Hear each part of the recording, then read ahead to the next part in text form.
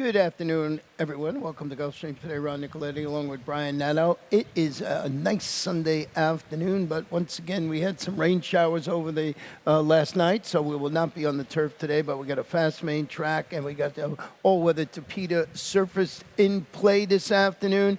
And a little later on, Brian, we have a $100,000 gross jackpot guarantee, and that will be races 4 through 9. Yeah, 9-race Sunday card. So there you see it there, races 4 through 9, and yeah, it's unfortunate with the rain, but as you always like to say, we saw the puddles in the parking lot, and it must have came down pretty good last night. So it is what it is, but that's the beauty of the Tapeta, and the card, as it typically does, held together quite nicely. Yeah, we had a real nice racing day yesterday, even without the turf. And, of course, we got the Pick 5 pool already building of $32,000. Super High 5 carried over from last night for about $5,600. So that's taking care of all the early business here. Now let's take care of the current stuff with his early Pick 5 ticket. Yeah, it's a $40 play, and I had to rework it with a couple scratches. I lost my best bet of the day. So here's the spread in the opener. And this early Pick 5 pool has been very, very well received, the big pool. So I want some coverage in this opening leg. In race 2, the order is 1-4. Lost the top pick, the 6 Nurse Judy, so I go 1-4. 2-4. Rare to me, Ron, to not have a single, as you know. So in race 3, 24 in that order. In race 4, I'll go 7-4. Radagast, the firster for Jerry O'Dwyer, I think could be in a decent spot in there. And then in race 5, and then this is the one that is off the turf when we move to the Tapeta, and I think it's going to move the 6 Yamato up quite a bit, but I'll keep my top pick, Lamplighter Jack, who looked good wiring on the Tapeta last time. Yeah, for Joe Orsino and Edgar Perez in that 4th and 5th race of races today, of course, are part of the Rainbow Six, and we had a single going into the last race yesterday. You know, we brought it down, and it was the number 10 again, but it did not come to fruition. So getting back to the card at hand, about a mile 70 yards on the Tapeta. Maiden claim is 3-year-olds and up. 12-5. We're going to have a field of 11 because we had the scratching here of the number 6, and that is Freddie's Music. And I went with the 11 here. We'll start there. This October time is changing barns now in the Jorge Delgado barn. 3-year-old is dropping today to the 12-5 level. Finished at even 5th against 25 maidens. That was going a mile 70 yards on the Tapeta. Second time Lasix this afternoon. Miguel Vasquez ended the day with a victory yesterday. Let's see if he could start the day with a victory today. 997, right? So he's getting really, really close to that 1,000 career win mark. Jorge Delgado, 29% newcomers to the barn. So he's a trainer that knows how to move them up. And I don't really think he's got to move October time up that much, because that race last time for 25 when he was with Jeff Engler probably is the race to beat in here. And now if he does move him up, and his post isn't ideal, but if he gets improvement out of this son of Uncaptured, he's going to be tough to beat in here. And I think it's no surprise I look over at the board, 3-1, the money's showing. Yeah, the horse you have on top, number 9, Munger, is hoping to break sharply after leaving the gate last time out prior to finishing that 4th. Yeah, I thought he ran very, very well after not breaking. He was extremely wide entering the far turn, and he was really the only closer in the race that made a dent late. So I think that's an effort he can build on. He's going to have to, but if he breaks a little bit better today, he's going to be right there, I think, because he should run better with a better break. The number 12 now, breaking from post 11 with the scratch of the 6, Freddie's Music, is going to break from the outside, set the pace, finish 3rd at this level in distance for Mr. Antonio Sano. And you're getting Junior Alvarado named to ride. Miguel's going to move to the top choice, so a little bit of musical jockeys there. Yeah, at least Junior's got some speed here to work with, because this post isn't ideal, but you saw him last time, almost wired last time, was a good 3rd. He's been kind of nibbling a little bit, though, 0 for 12 with 7 underneath finishes, and that's actually kind of the MO of what Antonio's been doing at the Royal Palm Meet. The horses are running well. They're not getting there first. We'll see if Junior can turn it around on Poetic Code. Let's go to race 2 this afternoon. We're going to be at 6 furlongs on the fast main track. Starter optional claimer. Fillies and mares 4 and up. Starter for 12.5 or less, or the optional tag of $20,000. And as you mentioned, we both lost number 6 Nurse Judy, who eyed in second, not on top. So makes to me Gitana look all that much more tougher. We'll go back and just revisit. We're just going to pick up the stretch run of this horse when she just closes. And I just thought she ran well. She's the number 4. Now she's the favorite that day. but I think she really had to, work for it to get it done. She was tough through the stretch. And the number 5, She's All Woman, who was second choice in the race, these two ding-donged it right down to the wire. Yeah, the only question today is how much pressure does Simplify put on Gitana from her outside, because if Simplify doesn't run with her early, they'll never see her again. She's just too fast for this group. So there's a little bit of a race within the race going on here. With that being said, we've got Jaramillo aboard. We know his intent, how good he is getting horses to break. We saw it yesterday when he wired. I think Gitana's going to be really tough in here. And trained by Rowan Crichton, who's just been on fire. He won 2 races again yesterday. Yep. He had he's 25% winning consecutive races. That probably changed. The other horse that you used on your early pick 5, and I actually have in second too, is the number 4 Bargainaire, who defeated similar quality at the distance. Now, that was 2 starts back. Drops. Proved no match last time, out for a solid group of 25 optional claimers going 6.5 furlongs. Owner and trainer Christine Wazelinski has Luca Panici in the saddle today. Yeah, I just thought this one, off her prior body of work, was a player in here. You've got to get by the last race, but it was going 6.5. Tis Splendid News came right back to win, so it was a good race. And maybe Bargainaire, if the 1 and the 2, Simplify and Gitana, go at it early, maybe she's there to pick up some pieces. Yeah, when you mentioned Simplify, the Argentinian bred, getting in with the apprentice, it looks like that horse's best shot is to go for it. Absolutely. I mean, Franklin Calles is probably just going to try to stick to Gitana early, hope to overpower her off the far turn and kick clear, maybe have an insurmountable lead over the rest of the field. Easier said than done, but that race 2 back was a very, very good effort behind Dems at Wonder, who we know how good she is too. The number 5, codenamed Lisi, is trying to dirt after responding in that first race off the claim by Andy Williams. Finished second. That was against the 2 lifetime claimers, going 5.5 on the Tapeta. Thought it was a decent performance there. Angel Arroyo rides, only 5 in the field, so maybe you throw that horse on your bet 3 ticket or something if you're not thinking that Gitana can do it. Third race today was originally scheduled for the turf at a mile. We now run at a mile 70 yards on the Tapeta. These are maiden special weight, 3-year-olds and upward. And once again, we say the beauty of the Tapeta surface is not a scratch in the race. Yeah. Well, did we lose Did we lose somebody? I thought we lost Snows Island. Oh, no, Snows Island, that's right, Yeah, came out. Snows That's Island right, came yeah. out, yeah. Which was my best bet of the day. So I had to rework this one a little bit, and that's where I went to the 2.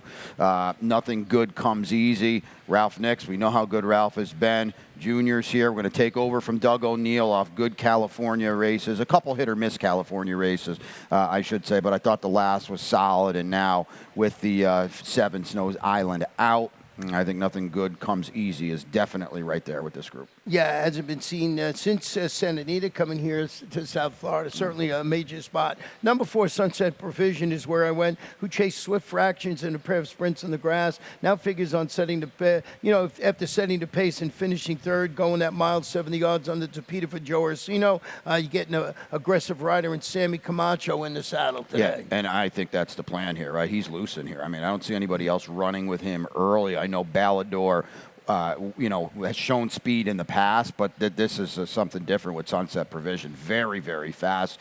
You look at the turf sprints last time on the Tapeta, 47 flat. I don't think he's going to have to work that hard to get to the front today, and that might prove very, very key because he has a lot of talent. The number 8 Racket is hoping to get a clean trip on the Tapeta today. I just want to go back and show you this horse's performance on April 9th, albeit on the turf. First, you're going to see the start here, the number 6 horse in here. So things don't start out very well. You get the old, the old squeeze play there. The whole field came over and cut him off in there. And then you're going to see him, you're going to see him in there. He's just, he's going to have to check sharply here going in. He just can't settle and find his spot. And believe me, it's not over yet. Because when they go into the first turn, you're going to see, there he goes. He's steadying again, checking again. And now you're going to see it here. He just gets, knocked out of the, by this horse here inside. Just gets knocked out. The race is definitely over. Now, the horse has to translate that.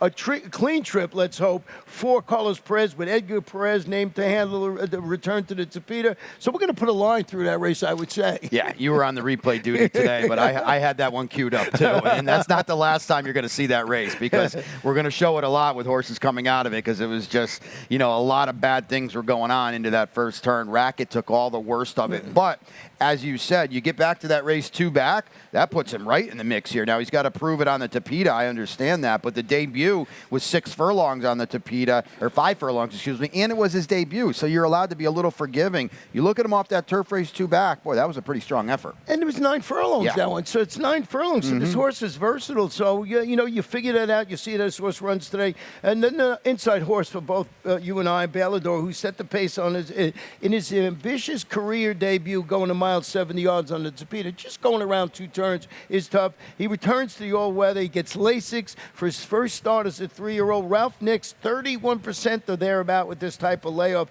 Edwin Gonzalez rides today. Yeah, it's going to be interesting to see what the plan of attack is with Edwin, because we already mentioned the speed of Sunset Provision. Ballador's been on the lead in both starts, but, we talk about it a lot. Edwin Gonzalez on the Tapeta knows how to do it, and he knows how to get the horses into the right position, too. We're going to take a short break. When we come back, Rainbow Six time. And they're off. Second in the 2-path. Ground on first inside. Race.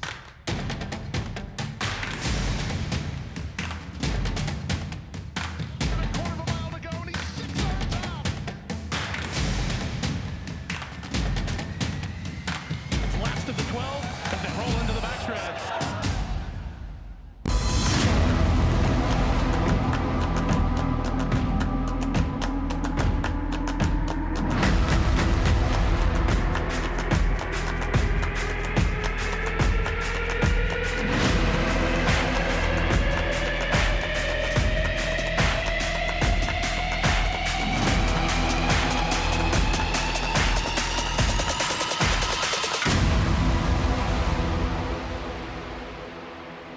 Welcome back to Gulfstream today, Ron and Brian. A really nice day here in South Florida. If you're just joining us, we had rain once again. Hey, it's springtime in Florida, so we're off the turf, but we got a fast main track and, of course, the all-weather Tapeta. And that's what the 4th race is going to be on, about 5 1/2 furlongs on that surface. Maiden claiming fillies and mares, 3-year-olds and up. Let's show you my Rainbow Six ticket.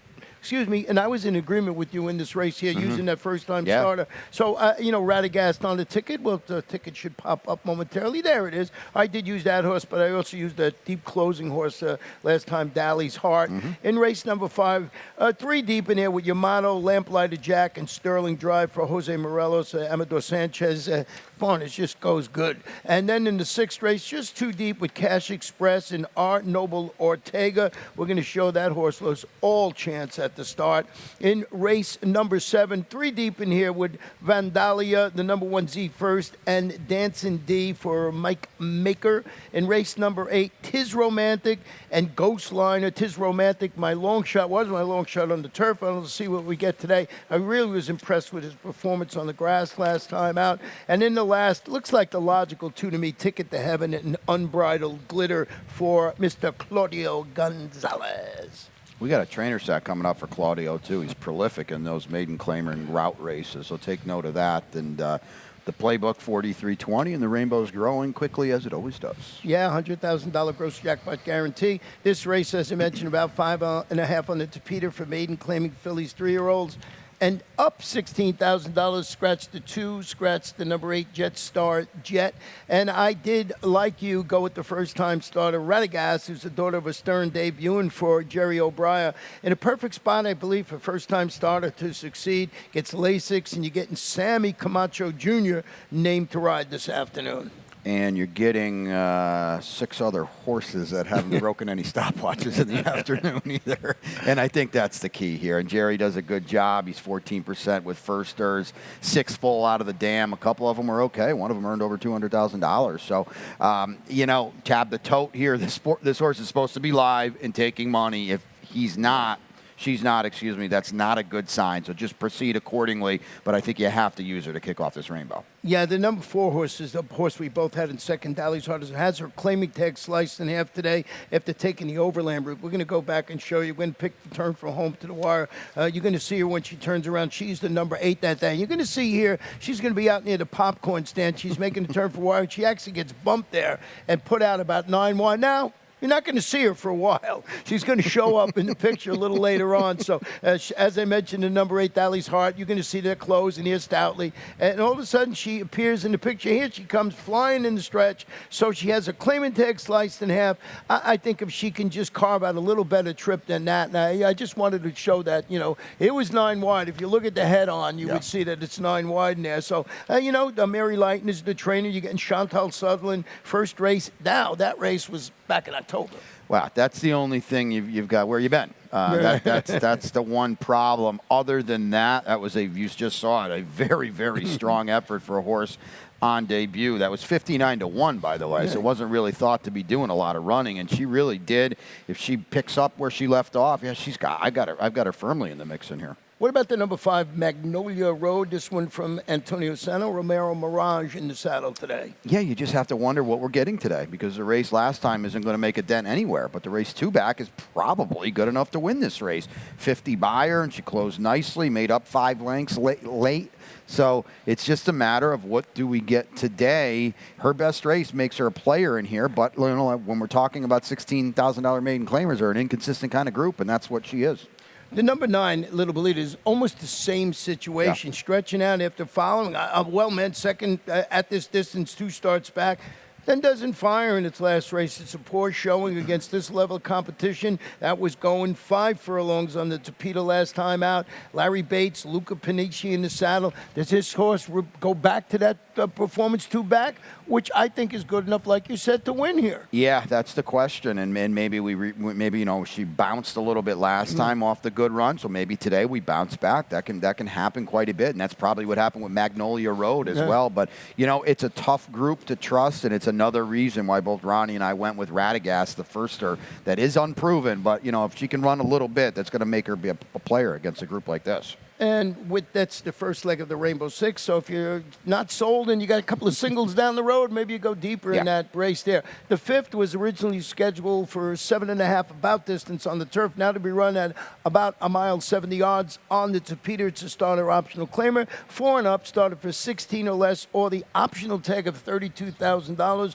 Of course, I thought the horse that was my top pick today, I don't know if you had it on Complex System, was out of the race. So I was torn what to do with Yamato, who clearly does his best running when going longer on the turf. That's his game. But he's going to get blinkers, and he ran okay last time out. Let's see your ticket. Did you use him? He did. And I think Yamato, we'll get to it in a second. Yeah. He's one of the horses that really moved up. I elevated him. I don't typically do that. Yeah. I did that here. $24. Another one where I don't have a single, which, as we know, is rare to me. My long shot in race 6, Bad Bobby. I don't know who Bobby is, but apparently he's a bad guy. In race 7, we go 53 is the order. Vandalia, my best bet of the day. Know when to fold them as well. And then the late double is a 2x2.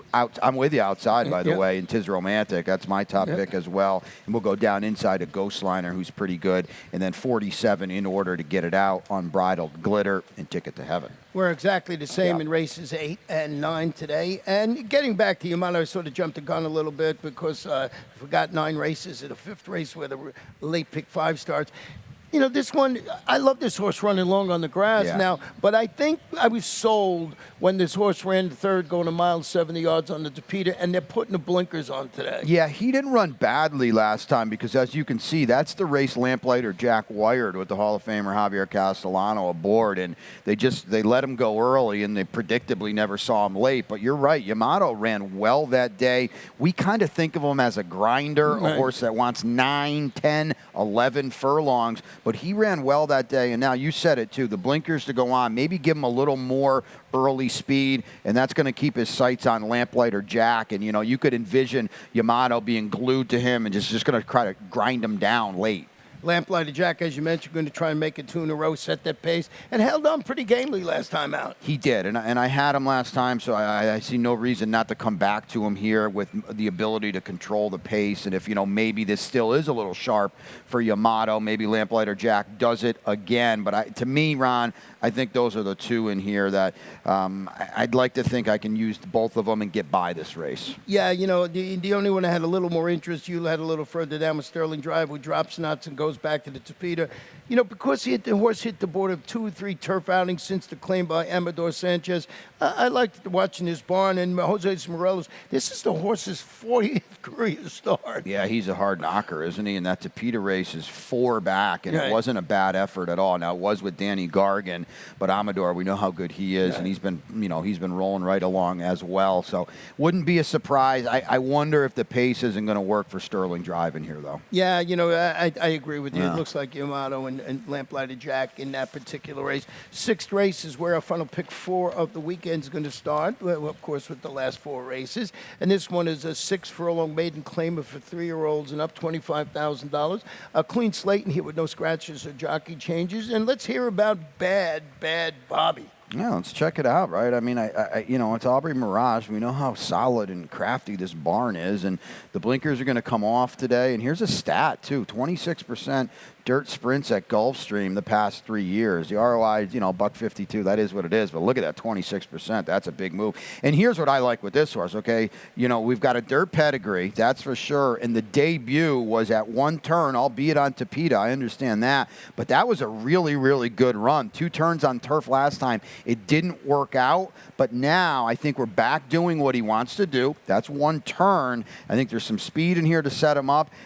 There's a lot of speed in here to set him up. And I think, you know, that was his debut, and he broke second last in a field of 12. I'd like to think now with some racing experience, he's got 2 races into him, maybe we'll break a little more alertly today. Yeah, they're going to take the blinkers off this afternoon also on Bad Bobby. I did go with the number 4 horse in there, Cass Express, who's listed as a gelding. He's the son of Hard Spun, drops to the 25 level, turns back to 3/4 of a mile. You see, he returned from the layoff. He went up and chased the pace and weakened. I thought it was a screw-tightening outing against 35 maidens, going 7 furlongs for Gustavo Delgado. I think it's the perfect table setter for this horse. Yeah, big effort, right? I mean, a 64 buyer, if that's your thing. The winner ran off. It's a very, very good race he comes out of, a very, very fast race, which is more than most of these can say. He's got to back it up, but now he's a first-time gelding, as you mentioned, as well. So he's eligible off just 3 starts to improve. And only 2 of those starts are on dry land. You know, you draw a line through the sloppy race, and his form is really looks a lot better. Gustavo Delgado's got 2 in the race. The other one is the horse I have in second, R. Noble Ortega. And I just want to go back and show you this head-on of the start of this race. You're going to see that day is the number 7 horse in there. And just go, whoa! Just goes right down to his knees. And it's hard to recover from that. So stumbled badly at the start. They got Junior Alvarado in the saddle, handling this half of that 2-pronged attack. You know, I'm going to put a line through that last race. Maybe R. Noble Ortega can run well. We don't know what he can do after that start. We don't, and you know, now Junior gets aboard. This is a big jock upgrade. I mean, Junior, a leading jockey, or you know, he's going to be vying for that all Royal Palm meet that he's here this summer. So this is a big move forward. And you look at the debut, okay, like we just saw. Just draw a line through that last race. You look at the debut. This horse flashed high speed and held relatively nicely. So yeah, I mean that's what I was keen on. I just wanted to show that start. Now, what about the number 1 horse in here, Ready, Seek, Go? Well, I mean, he's got the definitive race in here, and he's run second 3 times in a row, which I don't like. But, boy, he's runs faster and faster and faster in all 3 of those starts. The problem is he's going to have to see this out as the inside speed. And, boy, as I've kind of alluded to with my long shot, I don't know if that's a trip I want to pull in this race as the inside speed. But, you know, to me, Ron, that's the race, beating a neck with a big buyer. That's the race they all have to get to.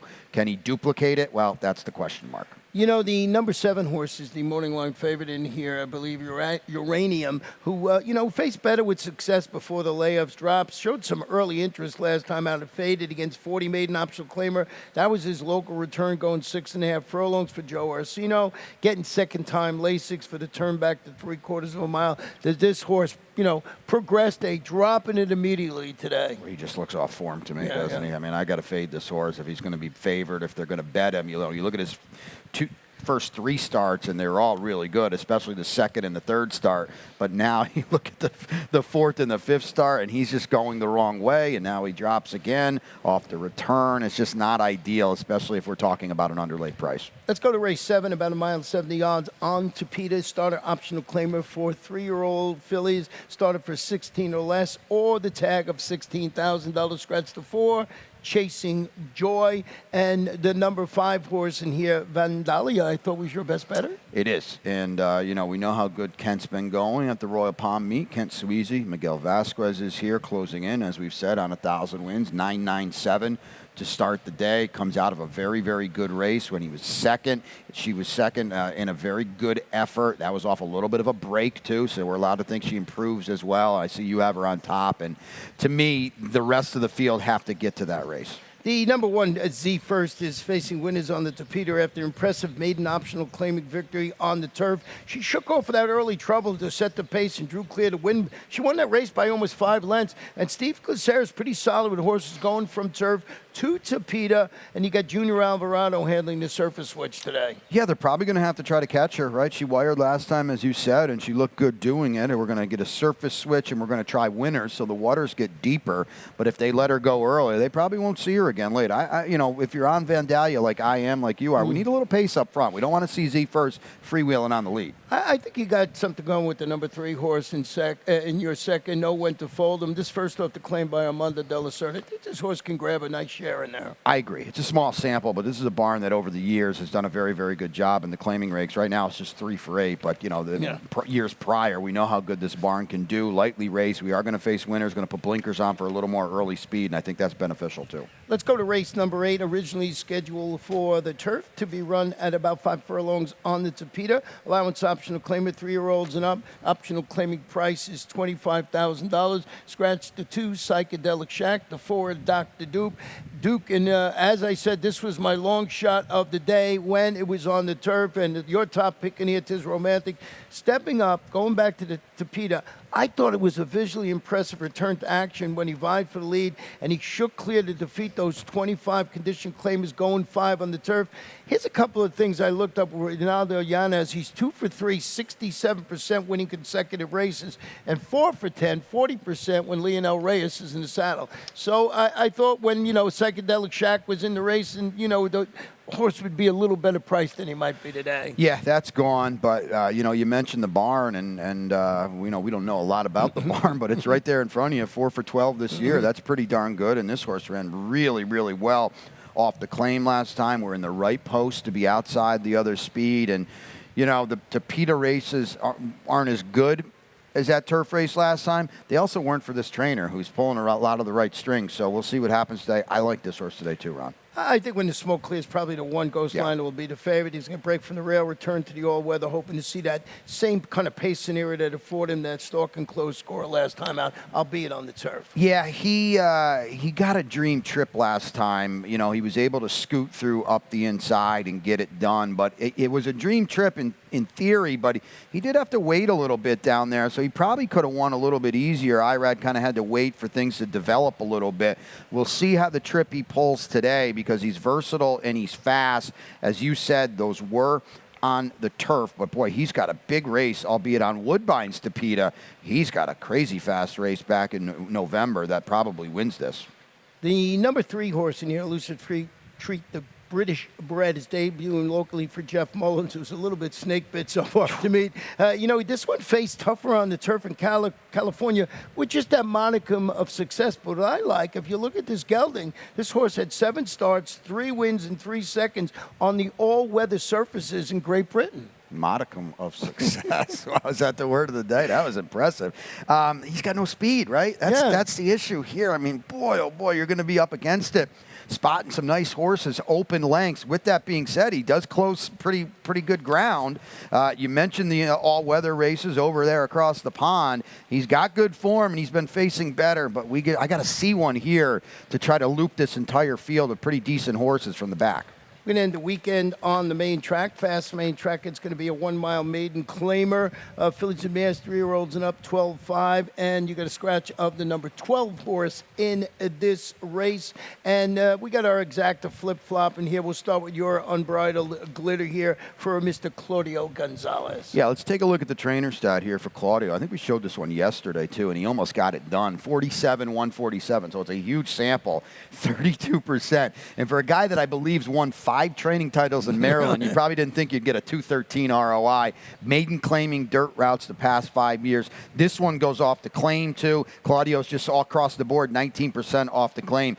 Unbridled glitter is spotted to score in here. Yeah, the number 7 horse in here, Ticket to Heaven, is dropping to this level and debuting on the main track. And you're going to get blinkers today after failing to show much against Better on both turf and Tapeta. It's Safi. You know he's good with the turf to dirt angle. He's about 28%. He's first-time blinkers. So he's reaching out and changing everything here and see what happens this afternoon with the number 7. I thought those were the logical two. I agree. The only nitpick on Ticket to Heaven is that you're going to have to take a short price on a horse that really hasn't done any running in 4 starts. You know, I just wanted to mention the number 8 artificial Intel, who goes to the Jose D'Angelo barn after claim, stretches out to the mile and drops to the 12-5 level. And I guess they're hoping that the trio of those karma moves help this one produce a better performance today. We're going to need it, right? That's for sure, because nothing she's done so far is going to win this race. Jose, 31% off the claim. That's the positive.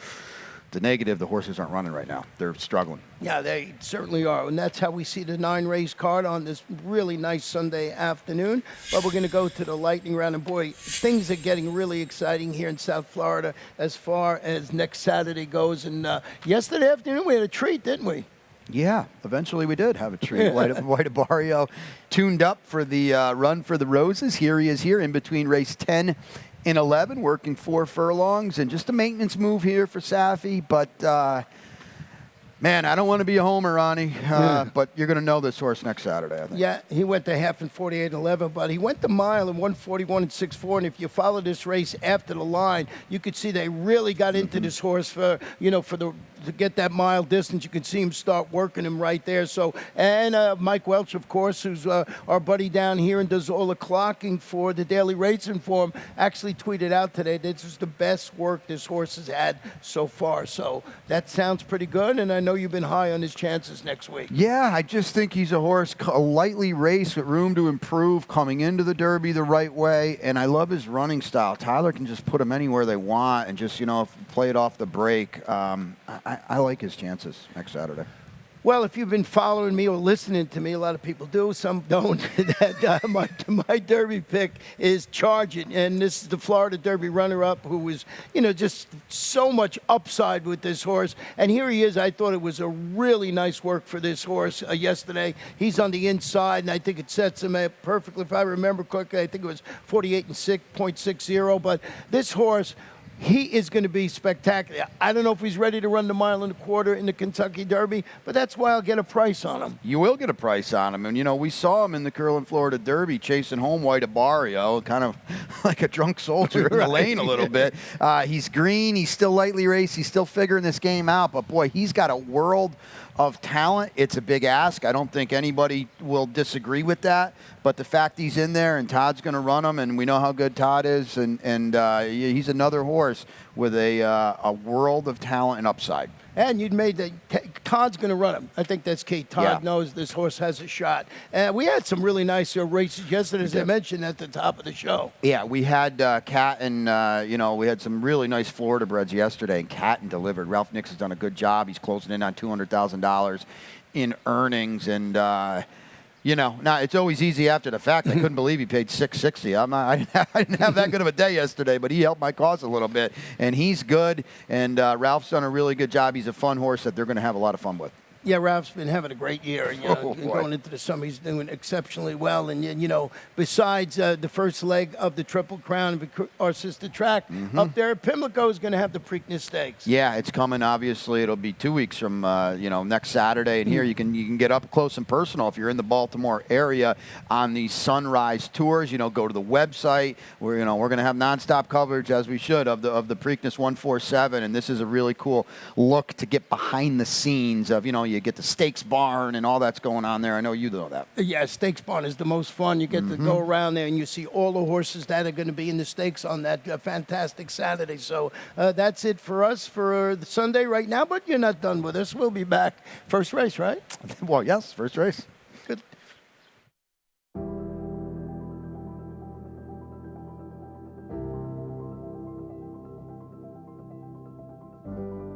The Thoroughbred Aftercare Alliance is really the vehicle for the transition for our racehorses coming off the track into a second career and safe environment for these horses when they're done racing. I've been passionate about racehorses my whole life, animals in general, and without the TAA to provide that oversight, there would be a big void in terms of making sure that we have this ongoing safe environment for our off-the-track racehorses.